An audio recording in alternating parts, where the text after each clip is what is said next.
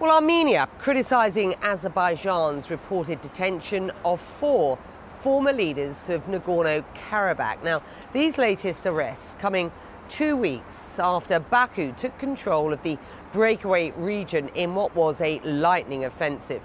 Most of the 120,000 ethnic Armenians who live there have since fled to Armenia, leaving behind a near deserted capital that a Red Cross crisis leader describes as surreal.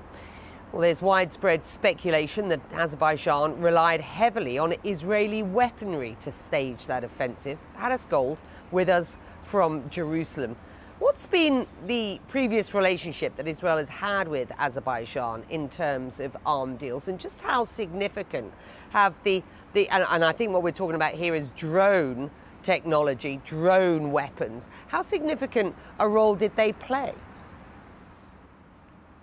Yeah, Becky, it's been sort of an under-the-radar relationship that actually in the last year or so has become more above the radar, more publicly talked about. But according to information from the Stockholm International Peace Research Institute, from 2016 to 2020, some 69% of Baku's major arms imports came directly from Israel. 69%.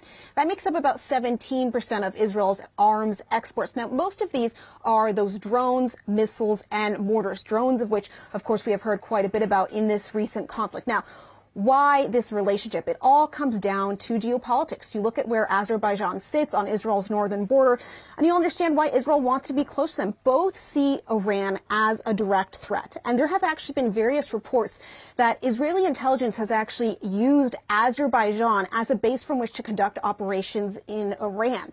And Israel also gets a decent percentage of its crude oil from Azerbaijan as well. But in recent years, actually in the last year or so, the relationship has actually become a little bit more public. Just in May of this year, the Israeli President Isaac Herzog had an official visit to Azerbaijan where he received an honor guard. And during that visit, the Azerbaijani president, he had this to say. He said Azerbaijan has access to modern Israeli equipment in this area for many years, which helps us to modernize our defense capability and to be able to protect our statehood, our values, our national interests, and our territorial integrity. But the recent conflict has increased the scrutiny on the relationship. There was actually recently an editorial in Israel's left-leaning newspaper Haaretz where they said that Israel's fingerprints are all over the ethnic cleansing in Nagorno-Karabakh. And the Armenian ambassador to Israel said Israeli weapons, he actually said this in an interview recently with the Jerusalem Post, that Israeli weapons are being used against civilians in that region. We reached out to the, Israeli Ministry of Defense for comment on this.